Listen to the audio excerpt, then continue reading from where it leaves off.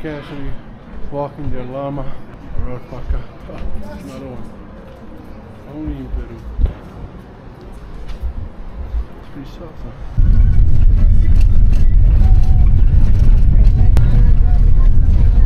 What's up, friends? Welcome back to the channel. We are in Ollantaytambo. I'd never heard of it before. We're at the center plaza right now. And apparently they have a bunch of Inca ruins here as well, which aren't as famous as Machu Picchu, but it's still very beautiful, and the whole town, kind of like a secret town. And it's still like a lot in the vibe of the Incas. Now I was on my way back to Cusco on like an 8-hour bus, and Fernando, the Argentinian guys in the previous video, told me about this place. And he said that he's going to get out.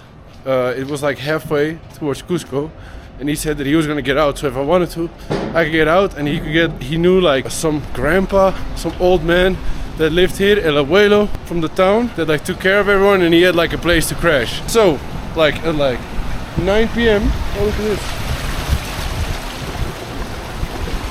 At like 9 p.m. last night we got out of the bus, then we still had to walk like 40 minutes, then we got some food, and then we got to the place. Now the grandpa is not doing so well anymore, and there's nobody else living there, so we kind of had to help clean the place up, and it's a bit of a mess, to be honest. So I didn't have a chance to shower. They didn't really have any running water. Going to the bathroom was hard. The bed was kind of dirty, but it's all good, because these are the moments that you live for when traveling. So apparently they have a bunch of ruins around here, and now I'm on my way to the first one. Alright, I think we're here.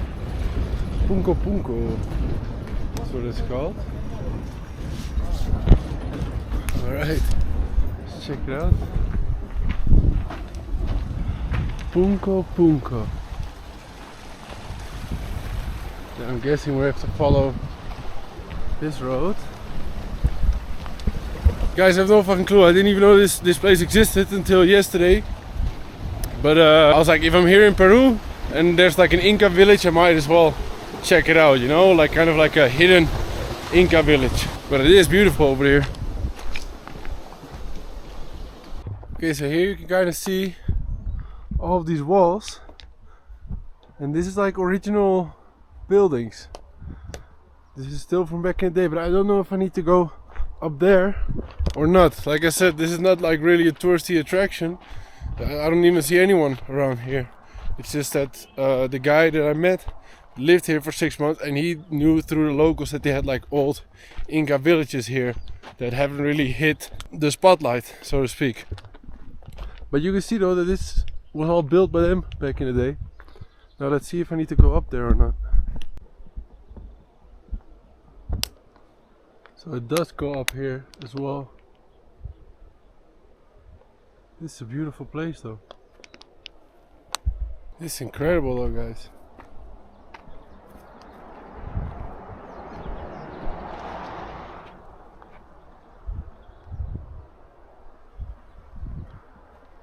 This is fucking cool, man. I don't care what you say to me. This is cool. What a Wednesday.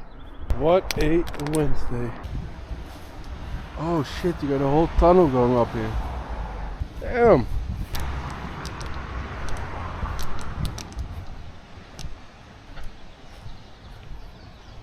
Oh. Whoa. Let's see if we can get up there. Okay guys, I'm gonna try and get up there and see if behind it there's some more, possibly. We're here for the adventure, guys. Okay guys. Oh. We made the climb, and now let's see how we're gonna do this. Okay. Oh. Oh. Oh fuck. Scared the shit out of me. We got some freaking agriculture. Water flowing over here. Probably put this down so that I can get up there. Alright. We're fucking doing it. We're climbing this, but it seems a bit unstable. But let's try and get all the way up. Look at the view from up here. Incredible. but I don't think there's a way through. Oh, I thought you could go to the left, but there doesn't seem to be a way through. Fuck. Alright, down we go again. Fuck. Okay, that was harder than it looked. That was a bit fucked. But now, let's go down here. I see that this water system keeps going though. So maybe there's more over there. Okay, I guess up there there's a bit more in the mountain, but it's incredibly hard to get there. I'm guessing I will circle back right now, because in the other side of the mountain there's also there's more ruins. So it's not just one spot. This was just wherever I got dropped off. But now, like a 20 to 30 minute walk from here, there's another spot. So I'll walk there real quick. Oh, look over there, you have some small ruins as well. It is beautiful though, this stuff. More so walls and not really like structures or houses. Alright guys, so over there you have the little town, and then on the other side of this mountain there's like the big ruins. I think you have to pay to get in there, but I'm definitely gonna check that out, because it goes like way more up, and I think they have actually like structures, like buildings, houses, the sun room, which is like their temple, this kind of stuff. But for now we're gonna have to walk over there. So this is what it looked like when you're entering the city, or the little town. It's a nice town though. Like I said, they have a lot of like the Inca culture still alive, still very vibrant over here. Even all of these walls are still the original buildings, I believe. And another thing that I learned is, because they still have a lot of the Inca or the indigenous values here, it's a lot safer. So you're a lot less likely to get robbed, for example, or people to steal from you or trying to scam you. Obviously, when you're a tourist, you're gonna have to pay a little more for stuff, but it does feel quite safe over here. So here we have the town. We're getting close to the town center, and then if you can see up there into the mountain, you have the big ruins. This is the center plaza, the town square.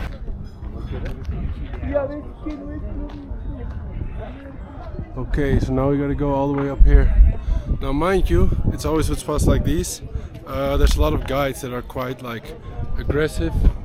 They're trying to get something from you, they're trying to make you like force you kind of to get the guidance, but you don't need that, you know. Also, you got a guy dressed up over there for pictures. Very cool stuff. They're also selling all of these like local things.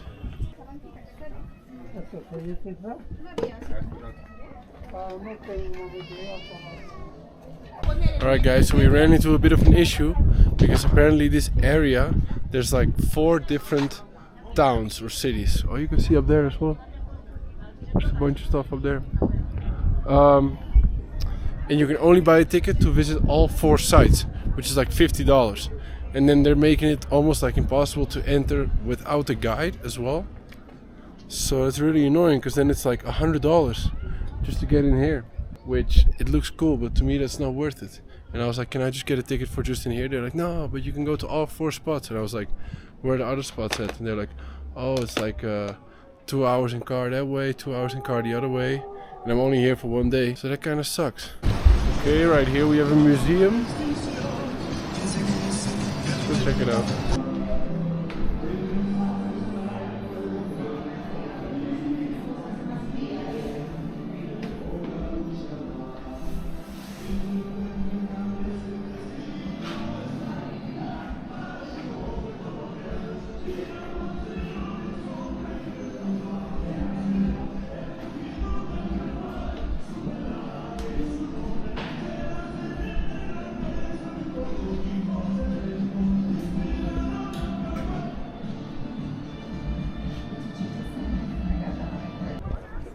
Looks very impressive though. But guys, $100 for that. I'm leaving in like an hour as well, so there's no way that I can go to the different spots, because I have to go back to Cusco, because I have a flight in 2 days and the bus leaves today.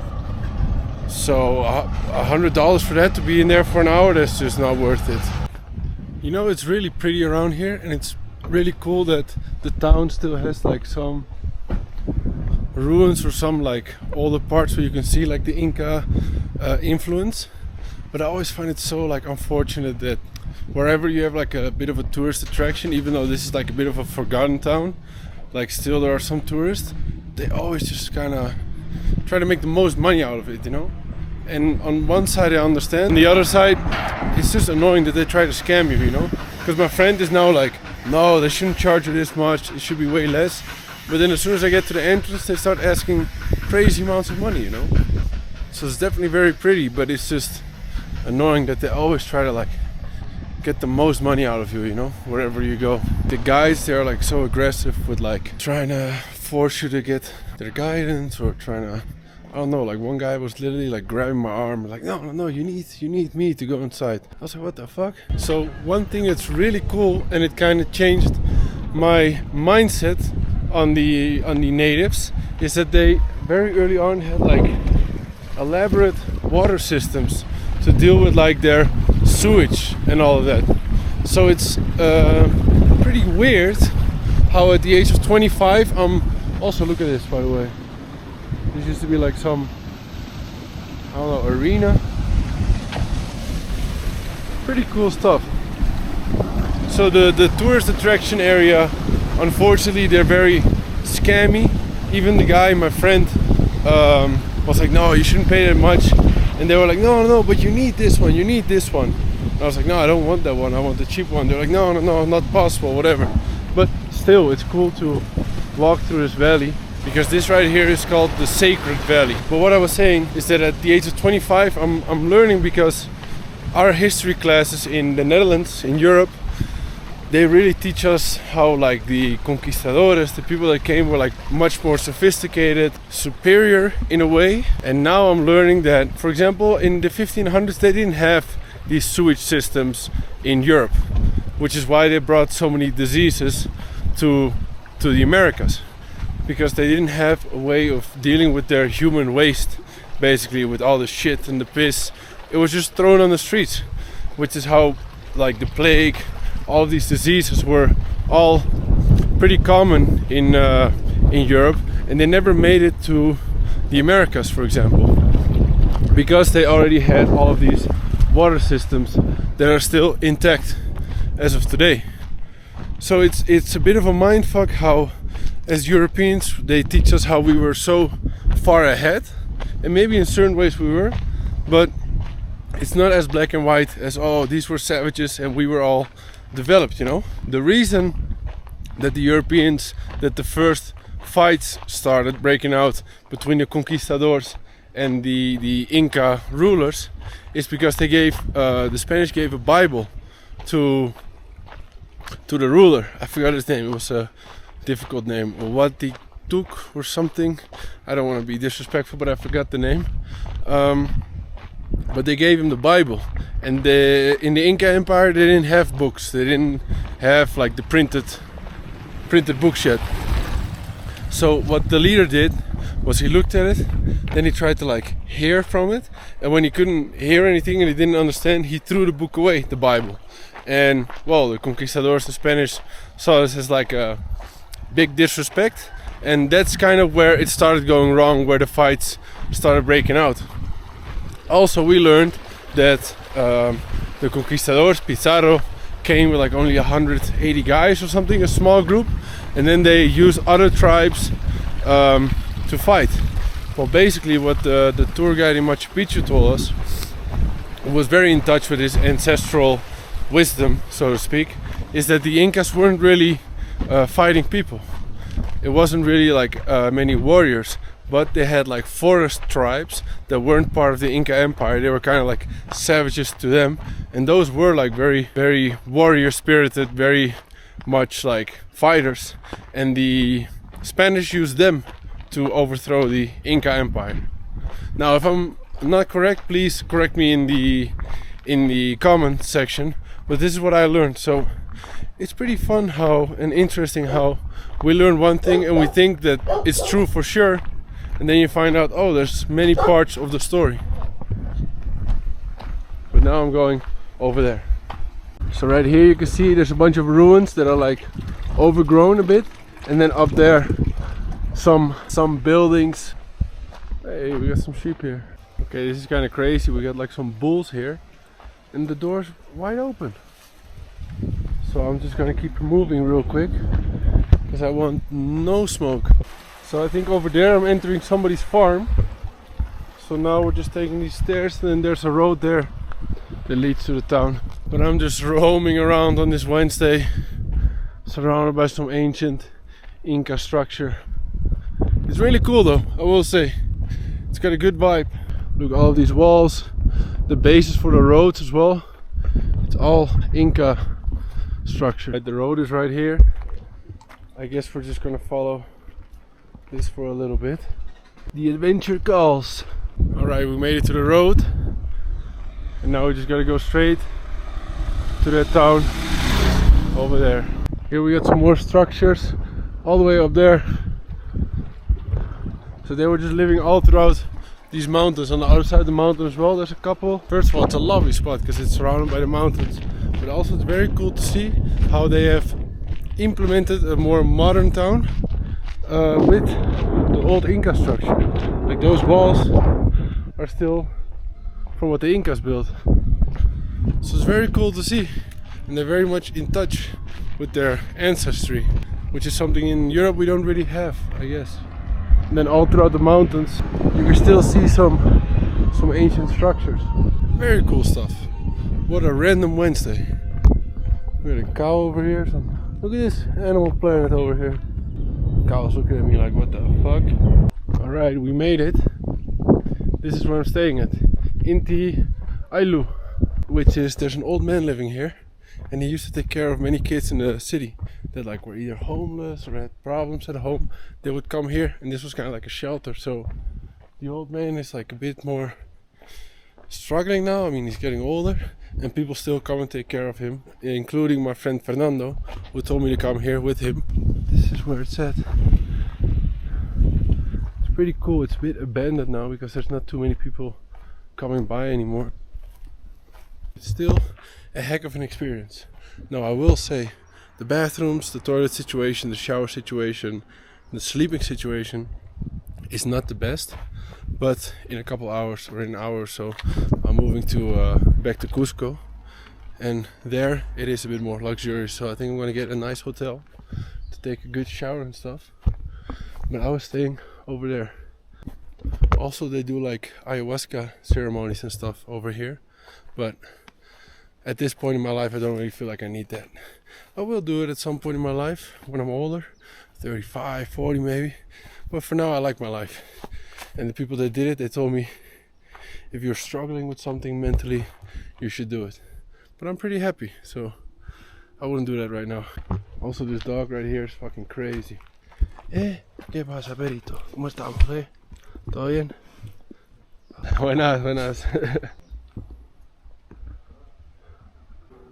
So this right here has been the living situation.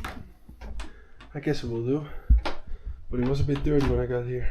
Alright, we got some transport.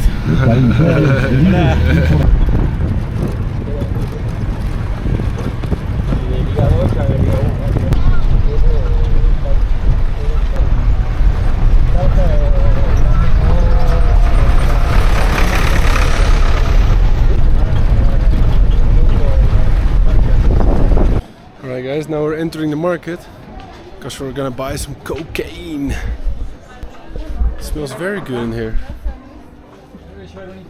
Hey. Okay, so we're trying the local drink now. Chichita. Chicha. Okay. A small cup.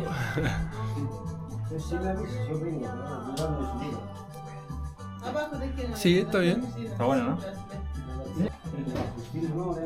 Y tiene alcohol. No, se genera alcohol porque es un fermento. Ah, ok. Pero no tiene agregado alcohol. Ok. No tiene.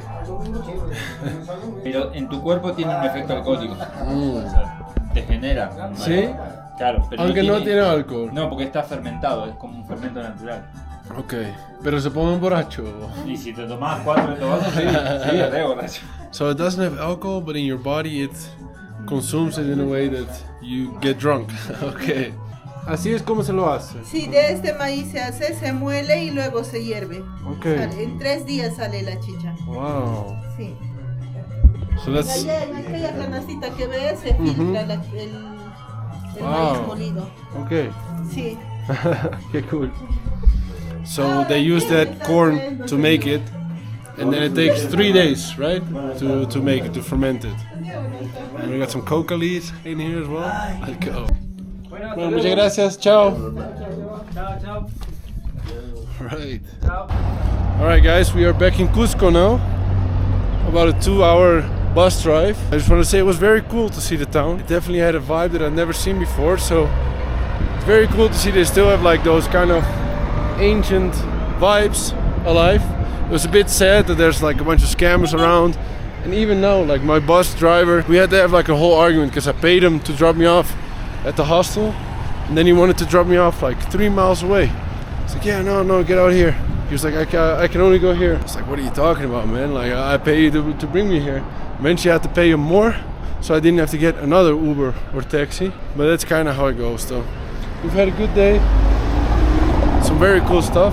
If you haven't already, subscribe to the channel. And then, for now, we're gonna be in Cusco for 3 days before we go back to Lima and before we go to Colombia. So thank you for watching, and bye-bye. Casually walking the llama or alpaca.